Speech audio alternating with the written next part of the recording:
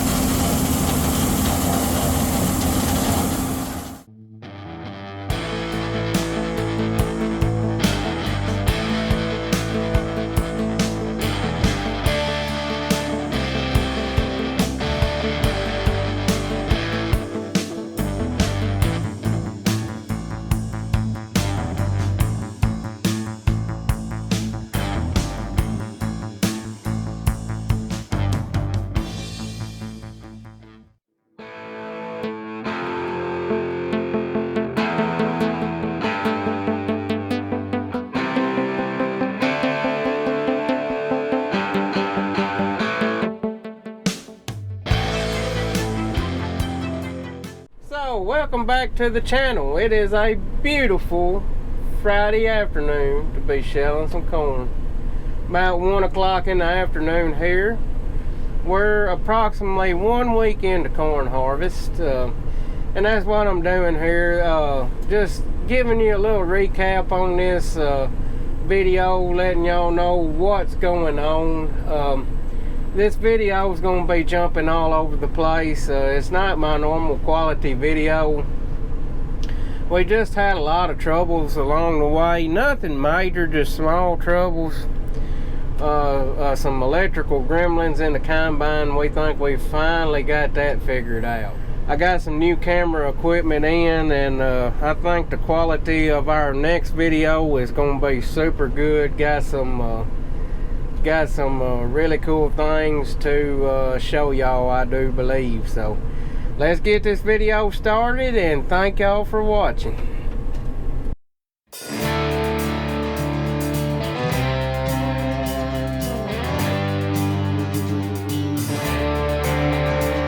He's up every morning for the crack of dawn. Wife and the kids sound asleep at home, drinking old coffee left over from the day before. Never thought his life would go like this. He does what he can just to feed them kids, and he prays someday he'll give them more. Still he loads up his truck and backs on down the drive. He don't kick the headlights off till he's halfway through the ride. There he goes, it's a working man. He's trying to make a living any way he can. He'll break his back for $1 or $2. Oh, there ain't no shame in what he do. He's putting in sweat, blood and tears, cranking that wrench for 13 years, waiting on pay after closing time. And he wipes that grease running down his face, puts everything back in its right place. Then he sees one more pulling in the line. So he fires up the shop, waves that old boy in. Can't leave him hanging, looking like another long night again. There he goes, it's a working man. He's trying to make a living any way he can. And he'll break his back for $1 or $2. Oh, there ain't no shame in what he do. Oh, work it out.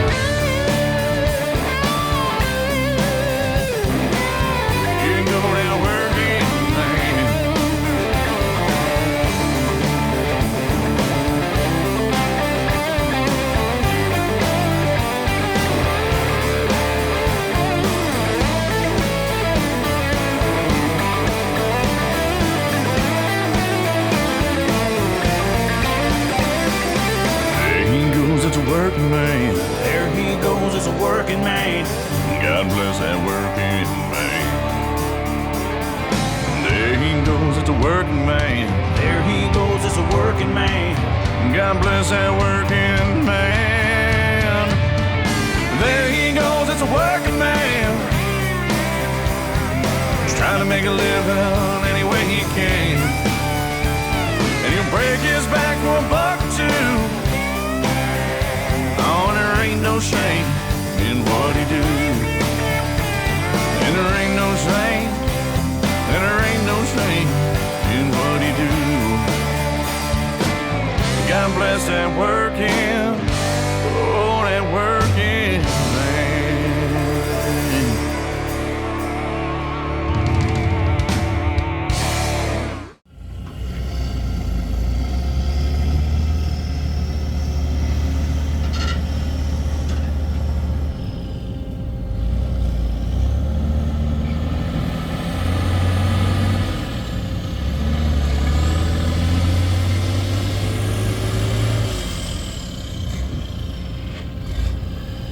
Find them, Robert, find them.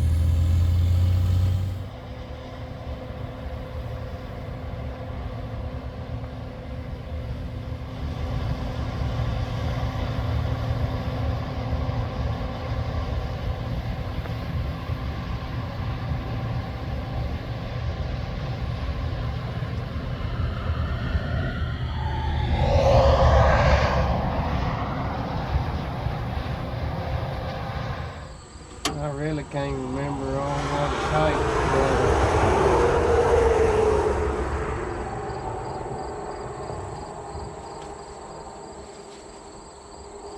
but look like an 18 socket. Maybe a, well, we can test the 13 here.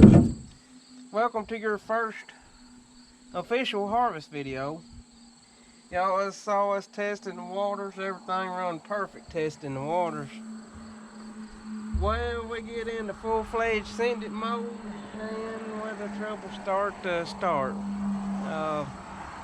Maybe one of the issues we got fixed, I hope. We was having problems with, you'd be going down through the field and the engine would just shut itself off to an idle. And I got the feeling back there, and there was a relay getting hot. So I swapped some relays down, and then the second problem is this right here. Broken engine fan belt. I was shelling up through the middle of the field. It always does it when you're going up through the middle. And the engine temp light come on. So I had to back out.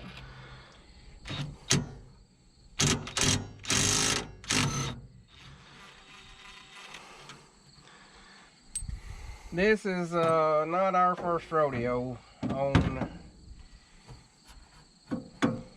this repair here. We've had to do this repair multiple times. There's a burn in here, and I don't know what's the deal with the burn, but you gotta put a new burn in it about. You gotta put a new burn in it about once every 2 years. 2 years. Robert and I have done decided we're just gonna start. Dang! We're just gonna start putting a burn in it every year.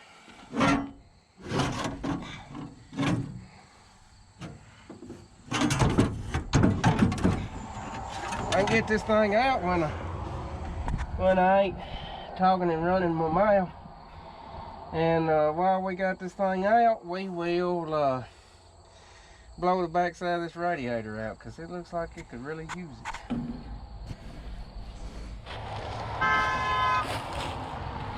I don't know.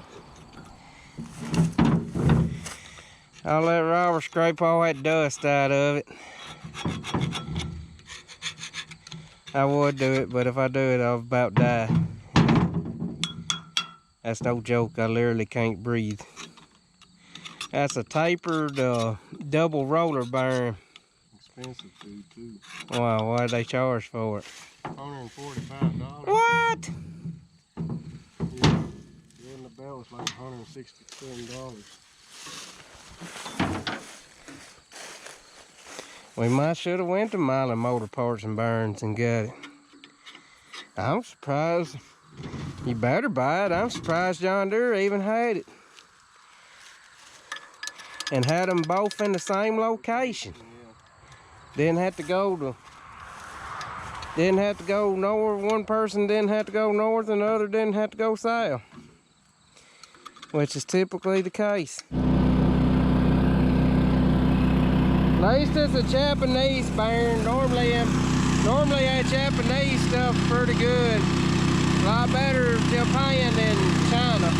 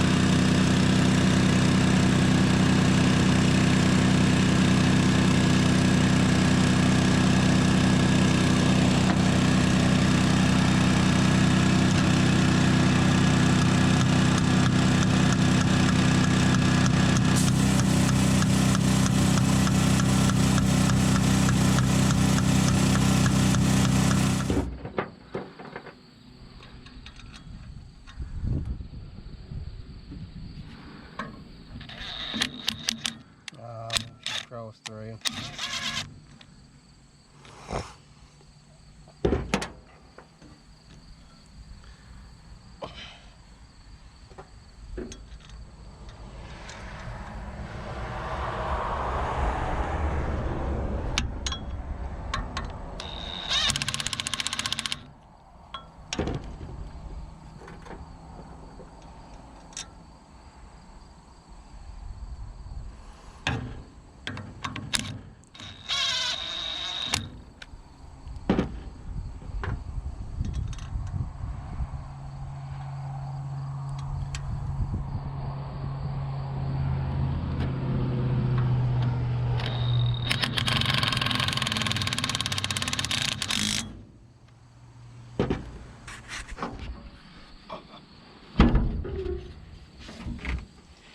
Why everything always gotta be so heavy? And it's awkward. Heavy and awkward.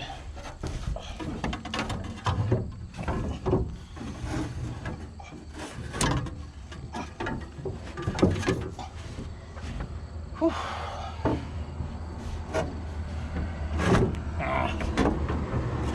No, don't fall down there. No.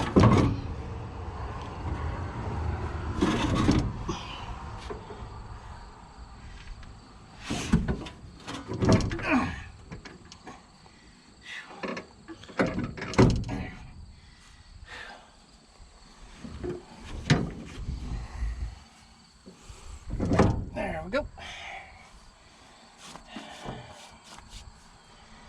Makes life a lot easier when you've done this stuff before.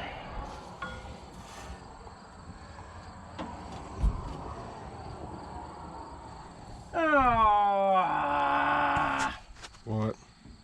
I forgot about that. What? Oh, that little rotary screen drive belt. You gotta slip it off and slip this one on. Son of a nutcracker. Alright, I need a pry bar.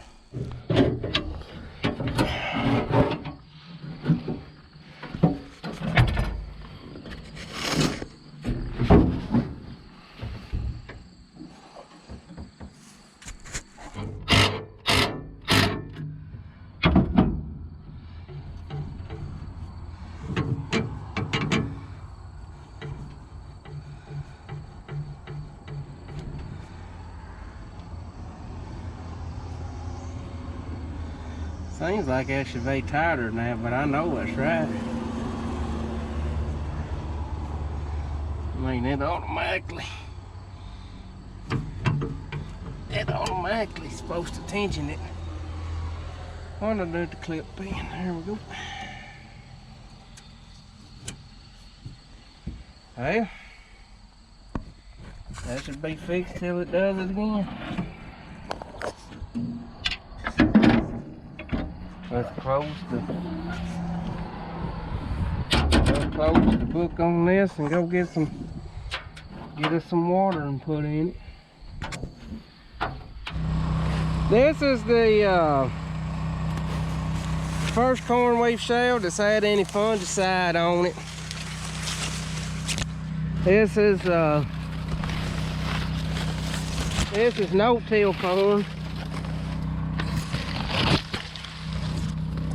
You know, it's a poorer area of the field.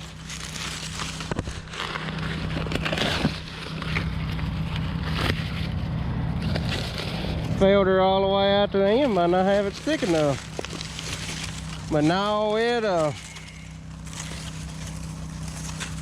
this farm here is gonna get ripped this fall, but it's making really good corn. But it's like as I was saying, this is first corn we've shelled. It's fungicide that fighting.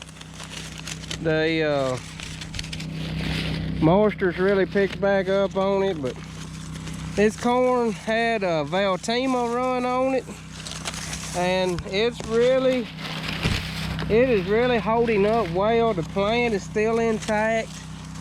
That we've been shelling on was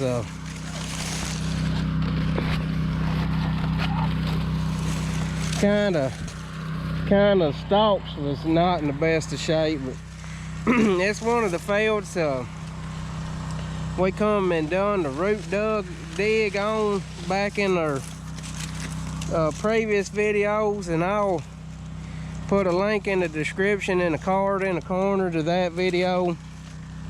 But this old ground's hard. It's gonna get the ripper this fall. We're gonna come back with full season soybeans on it next year.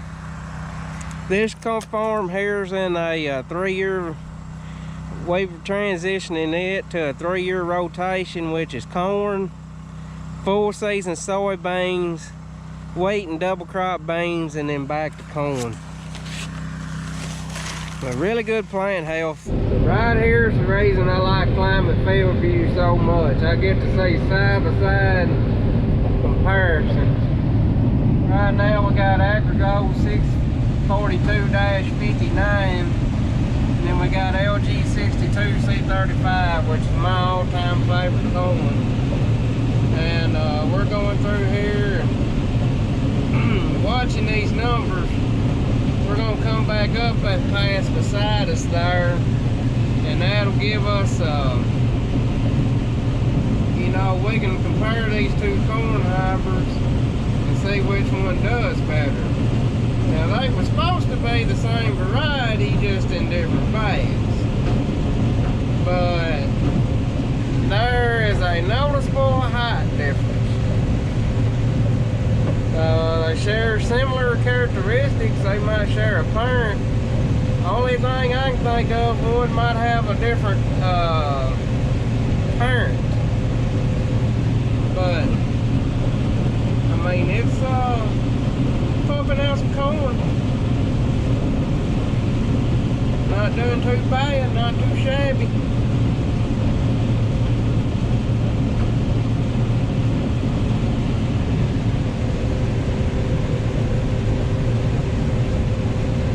Easing on up through here, and I'll bring you back when we get over in that other variety. I don't know, my old 62C35 I think so much of. It's lagging way behind.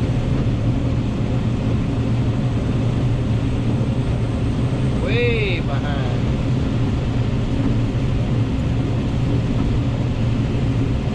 But it's beating that AgriGold on the hill.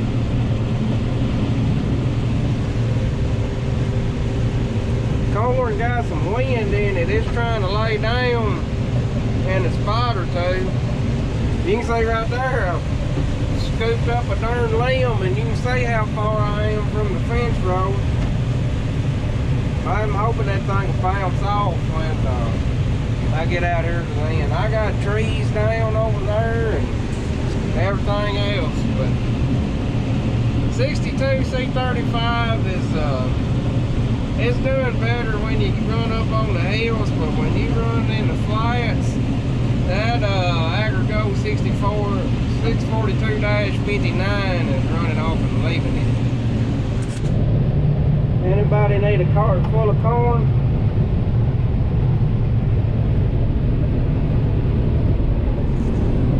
Pumping it in there almost as fast as I can get it unloaded.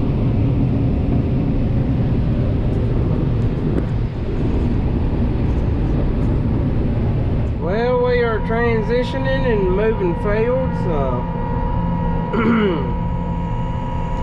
I've been really surprised with yield so far. I hope that continues to be a recurring theme.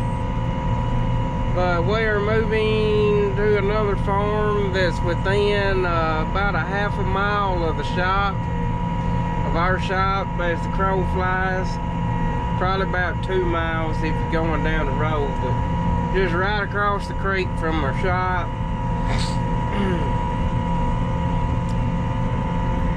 I'm pretty sure it's going to be wet, but we're going to go off in it, poking it around, and just see how wet it is. We started off today. We've been running high 17s, low 18s on moisture. And we're taking a little more dock than I'd like to. Normally I'd like to be down below 17%. But you know, September the 11th, and when we started here, I had 400 acres of corn to shell. And I know that don't sound like a lot by today's standards, but with a 6-row machine and basically a class 4 machine, it takes a little while, just 2 people.